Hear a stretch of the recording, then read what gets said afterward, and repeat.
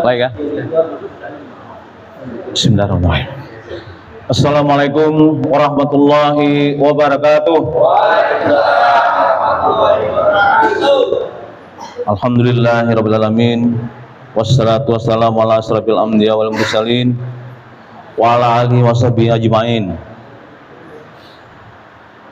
Syukur alhamdulillah pada pagi hari ini kita diberikan nikmat, diberikan rahmat dan hidayah untuk bisa hadir berkumpul di Masjid Utama Raya Probolinggo dalam keadaan sehat walafiat. Masih itu Bondo. Mohon maaf. Pada pagi hari ini syukur alhamdulillah kita telah hadir di hadapan kita bersama Ustadz Gus Muhammad Syakur. Mohon maaf tidak lengkap Ustadz ya, yang berasal dari Probolinggo juga Ustadz ya. Raksan ya. Alhamdulillah beliau bisa hadir pada pagi hari ini. Dan untuk pagi ini tema kita yaitu keluarga yang sakinah mawaddah warahmah.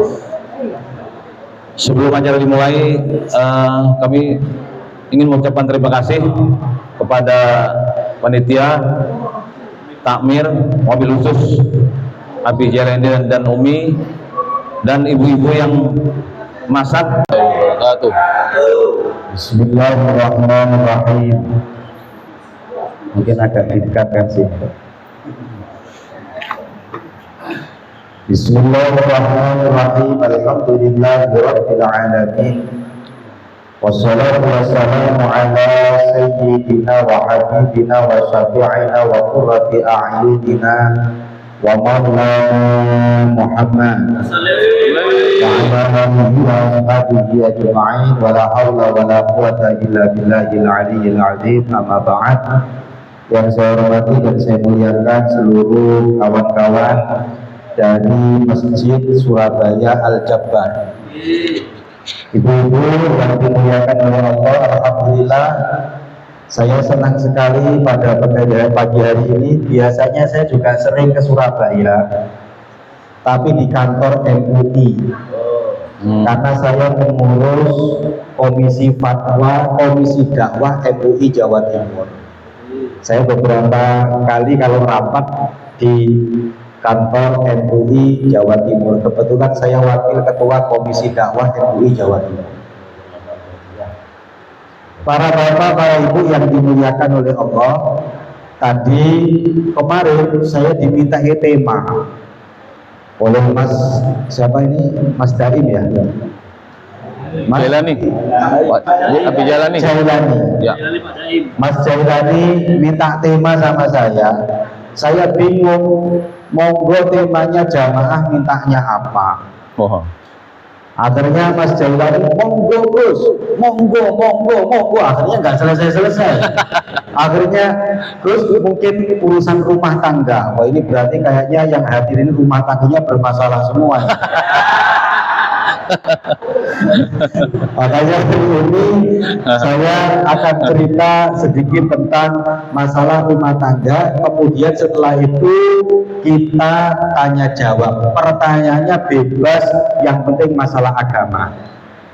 Tadi malam saya juga ngisi tanya jawab. Sekarang yang musim tanya jawab, Pak. Kalau ngaji itu kan hanya mendengarkan. Tapi kalau tanya jawab biasanya pertanyaan unek-uneknya keluar. Saya alhamdulillah beberapa bulan yang lalu, persis seperti dawuhnya Bapak tadi, saya isi di pengadilan agama. Juga disampaikan bahwa rata-rata memang pengadilan agama ini menangani perceraian, tapi juga menangani pernikahan lagi, Pak. Ya. Lagi. Ya. Betul Pak ya? Betul. Makanya mungkin yang mau lagi silakan menghubungi beliau, tapi saya tidak tanggung jawab. Para bapak, para ibu yang dimuliakan oleh Allah, sakinah itu artinya tenang. Tentrem ya. Mawaddah itu artinya mencintai karena kelebihannya. Warahmah itu artinya mencintai karena kekurangannya. Maka orang bisa dikatakan tenang dalam rumah tangga itu kalau modalnya mawaddah warahmah. Ada orang hanya senang karena kelebihannya saja, tidak akan ada yang namanya sakinah. Demikian pula saya dengan jenengan ini tidak mungkin lepas daripada ujiannya para nabi. Yang pertama, ya Allah, semoga kemanten ini seperti kemantennya Nabi Adam dan Siti Hawa. Pak, saya tanya, Nabi Adam dan Siti Hawa itu hidup di surga, kira-kira enak apa tidak? Enak. Enak apa tidak? Enak. Wah, enak Pak, nggak usah kerja, betul Pak? Nggak usah jadi akuntan, Betul. nggak usah ngurusi ini dan itu, di surga enak. Tapi mohon maaf, rumah tangga seenak-enaknya, ekonomi enak, tetangga enak, semuanya enak, tapi mohon maaf kena ujian. Apa ujiannya? Istri. Rumah tangga kadang-kadang kayak gitu, istri, mohon maaf, anak enak, ekonomi enak, tetangga enak, semuanya enak, tapi mohon maaf istrinya cerewetnya luar biasa. Ada? Ada? Nggak ada. Ada yang jadi korban? Boleh angkat tangan? Wongnya teko. Mohon maaf Pak, Nabi Adam itu ketika digoda untuk makan buah khuldi, Nabi Adam nggak tertarik Pak.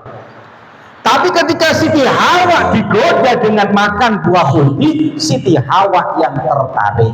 Maka Siti Hawa makan, kemudian menggoda Nabi Adam juga disuruh makan. Maka Bu, kadang-kadang laki-laki yang baik bisa menjadi tidak baik karena pengaruhnya seorang istri. Tapi laki-laki yang tidak baik bisa menjadi baik karena pengaruhnya seorang istri. Maka jenengan itu sebenarnya bukan makhluk yang biasa, tapi perempuan adalah makhluk yang luar Biasa. Tepuk tangan buat perempuan. Ini ibu-ibunya ngomong cocok ustadz satu ini. Allahumma sholli ala Muhammad. Ala Nabi Muhammad.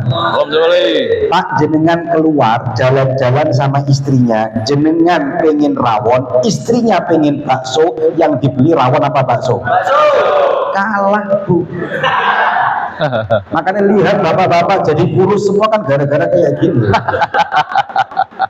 Maka rumah tangga itu kadang-kadang ekonomi enak, semuanya enak, tapi ujian ada dalam istrinya. Ada yang mohon maaf istrinya akhlaknya kurang baik, ada yang kemana-mana main TikTok, ada yang sedikit-sedikit kecantol.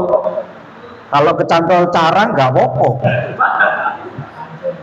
kepancing dan lain sebagainya. Maka kuncinya satu, kata para ulama, sabar. Kalau sabar dihadapi, insya Allah barokah. Tapi Pak, kalau punya istri cerewet, itu jenengan, kata Imam Ghazali dalam kitab Ihya Ulumuddin, al-awliya yuntahanu lisanul mar'ah. Orang yang punya potongan Nabi itu kalau punya istri yang cerewet.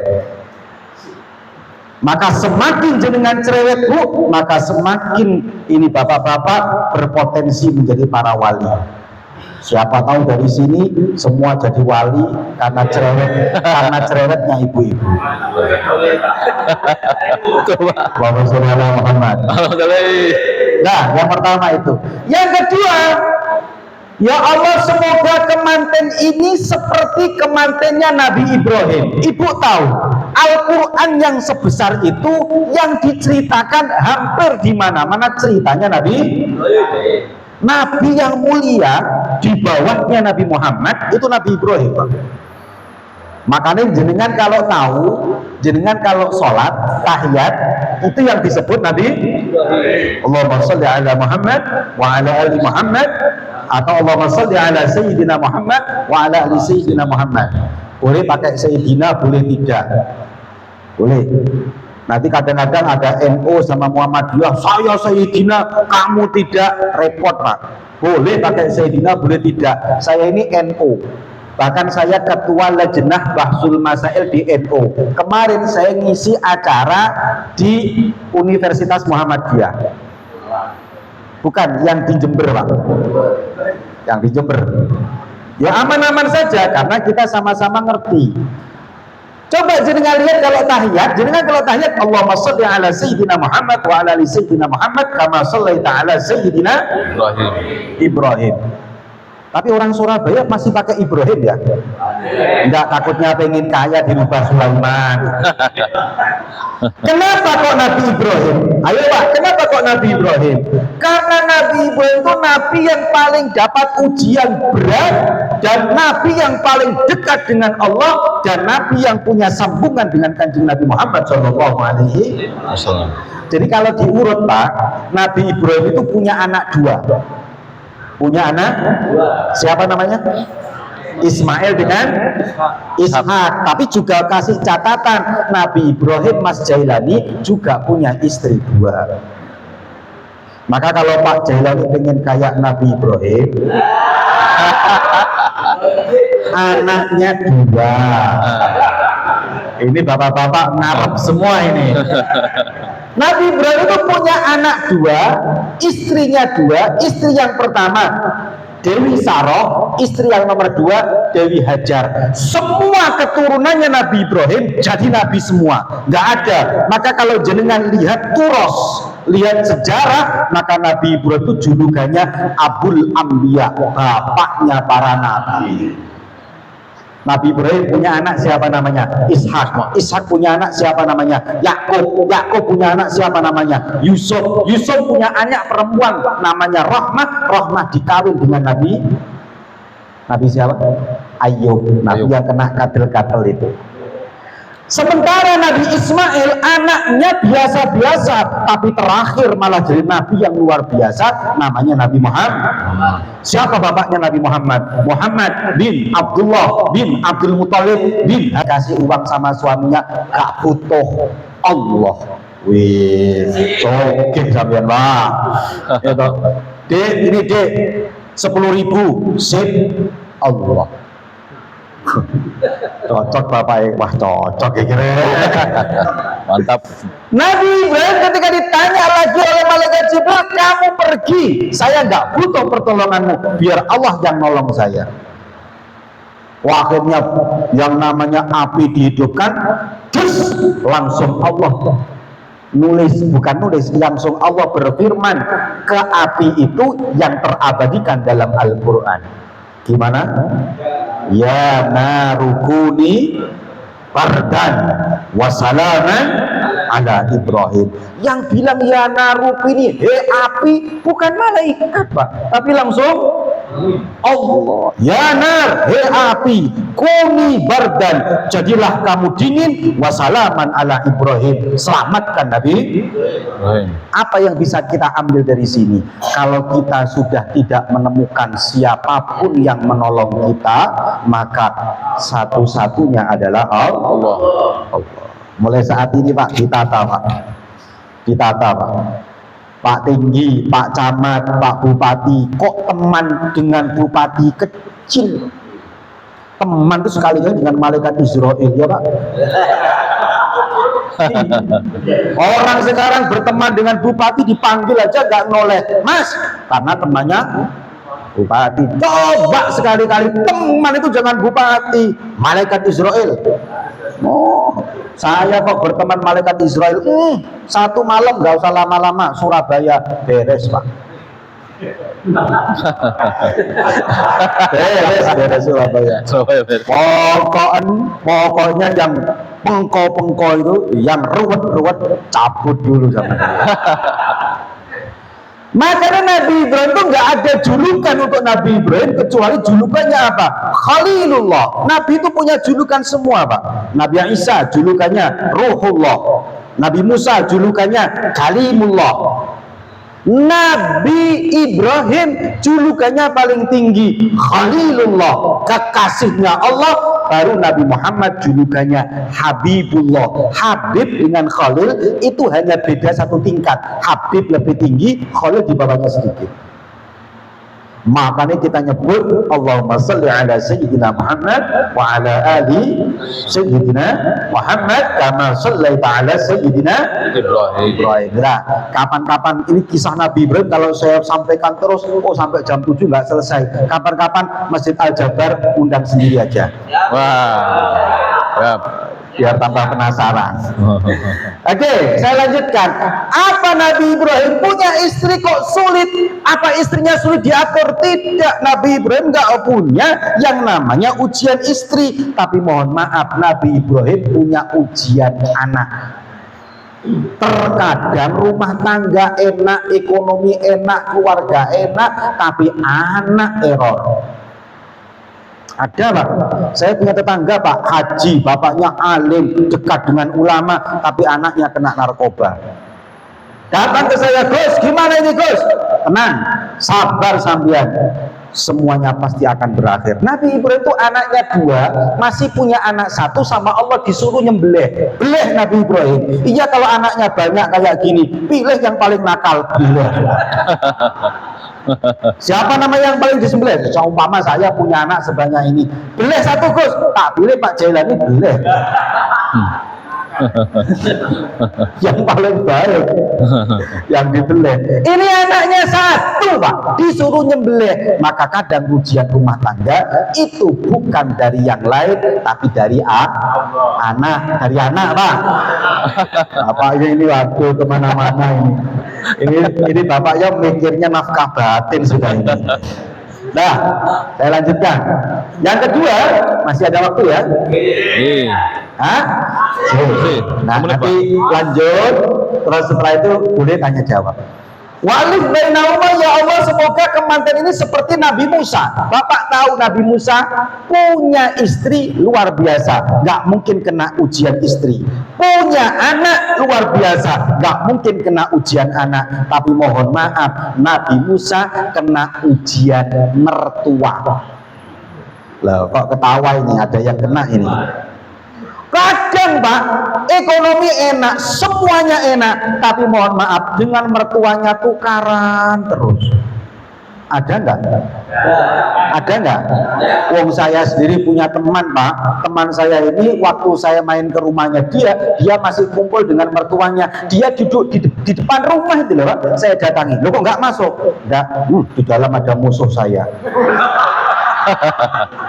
Kalian musuhnya siapa? Mertuanya Pak. Memang kadang kayak gitu. Tahu bapak-bapak, Nabi Musa itu apa ujiannya? Ketika melamar istrinya, yang namanya mertuanya bilang begini, Musa, kamu setelah saya akad boleh menyentuh anakku dengan syarat apa? Bapak mertua, syaratnya kamu angon wedhus dhisik 7 tahun. Berat nggak Pak? Coba sekarang sampean aja, sampean nggak usah lama-lama. Le awakmu oleh kumpul ambek bojo, awakmu oleh kumpul ambek anakku, tapi syaratnya le nopo Pak? Anu korah-korah sik seminggu. Ayo Pak. Mau tak langsung sampean? Yes Pak, ayo Pak. Tukaran ayo Pak. Nabi Ibrahim juga kayak gitu. Kadang saya melihat dalam rumah tangga ada yang seperti itu Pak. Tiap hari sama istrinya oke, dengan anaknya oke, tapi mohon maaf, musuhan dengan mertua. Ada, dan itu banyak.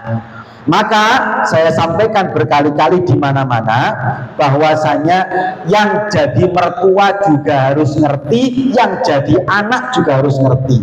Mertua itu kadang kalau sudah tua nyuruhnya macam-macam. Anak muda harus ngerti, tapi yang jadi mertua juga harus hati-hati. Jangan gampang-gampang ngurusi urusannya anaknya. Dikit-dikit ikut campur, dikit-dikit ikut campur. Tidak boleh. Kadang rumah tangga hancur bukan dari anak-anaknya, tapi kadang dari mertua. Saya beberapa kali orang Kelaksan datang ke saya, Gus, istri saya baik Gus, tapi yang nggak kuat saya mertua. Maka ujian jenengan kalau kena mertua berarti jenengan seperti Nabi Musa. Musa. Hebat. Nabi Musa itu Pak, kalau sudah kadung takut Pak, dari hebatnya Nabi Musa, bulu kudunya ini loh Pak, kalau pakai baju 3 tembus. Kapan-kapan aja lah, kalau diundang di Al-Jabar, saya cintakan Nabi Musa. Allahumma sholli ala Muhammad. Ya, saya lanjutkan. Wa alif bainahuma kama alafta baina Musa Yusuf wa Zulaikha. Kadang rumah tangga diuji seperti ujiannya Nabi Yusuf dengan Siti Zulaikha. Laki-laki yang paling ganteng siapa Pak? Yusuf. Betul Pak ya? Betul. Tapi apakah Bapak tahu Nabi Yusuf itu Pak, walaupun awalnya Siti Zulaikha yang senang ke Nabi Yusuf, tapi pada akhirnya Nabi Yusuf yang cinta ke Siti Zulaikha. Dan Siti Zulaikha nolak. Maka kata para ulama, siapa mereka yang gampang menyakiti perempuan, maka di akhirnya dia juga akan disakiti oleh seorang perempuan. Nabi Yusuf itu Pak, ketika ngelamar Zulaikha nggak mau Pak. Mohon maaf sob, mohon maaf, saya sudah tidak cinta lagi kepadamu. Loh, kamu kan dulu cinta kepada saya. Aku cinta kamu karena dulu aku tidak kenal Allah, tapi sekarang aku kenal Allah, kamu tidak ada artinya bagiku. Itu Pak, kamu tidak ada artinya bagiku. Akhirnya Nabi Pak matur ke Allah, ya Allah ini gimana? Akhirnya dikasih doa bacaan-bacaan, yang bacaan itu ada dalam Al-Quran, tapi tidak saya sampaikan bacaannya, takut dibaca sama sampean. Bacaan ini kata guru saya, kok sampean baca setelah sholat 11 kali dengan membayangkan perempuan itu, maka perempuan itu akan takluk kepada laki-laki tersebut. Maka tidak boleh saya bacakan, nanti akan saya bacakan kalau diundang di Al-Jabar. Allahumma sholli ala Muhammad. Pak, mohon maaf, apa ujiannya Nabi Yusuf? Ujiannya Nabi Yusuf itu awal-awal pernikahan nggak enak. Loh, kenapa dikatakan enak? Ayo bayangkan, Nabi Yusuf itu diangkat jadi Nabi umur 40, dijodohkan sama Siti Zulaikha. Siti Zulaikha itu mantan ibu angkatnya. Umurnya Siti Zulaikha janda, umur 80 tahun. Yang laki-laki umur 40, yang istri umur 80. Pertanyaan saya untuk Ustadz Jailani, Ustadz mau nggak saya jodohkan dengan janda umur 80? Kalau mau saya carikan sekarang, besok pagi ada pengumuman di musola. Innalillahi. Karena kadaluarsa. Akhirnya ya Allah, Nabi Yusuf akhirnya matur ke Allah, ya Allah, katanya saya ini orang paling ganteng sedunia, tapi jodoh saya kok umur 80 tahun ya Allah. Nabi Yusuf, kamu belum tentu diterima kok sudah ngomong kayak gitu. Mana serban kamu? Akhirnya serban Nabi Yusuf dibuat nutupi Siti Zulaikha. Inilah yang namanya mukjizat. Diangkat Pak, yang asalnya 80 tahun berubah menjadi umur 18 tahun. Tidak hanya wajahnya Pak, juga onderdilnya dirubah. Pak Heri tahu Pak Heri. Pak ini bapaknya semangat sekali ini.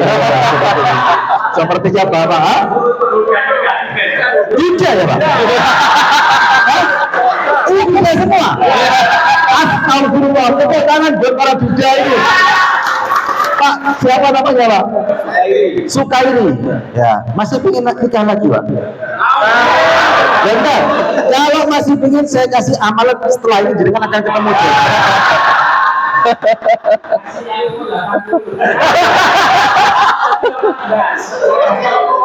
Kasih umur yang berapa? 80. Pak, kalau jenengan seperti Zulaikha yang umurnya 80 tapi casing dan onderdilnya 18, mau Pak?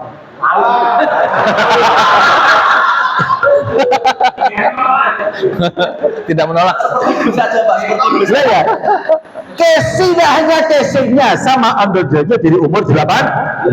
Itu kalau Nabi Yusuf, tapi kalau Pak Sukairi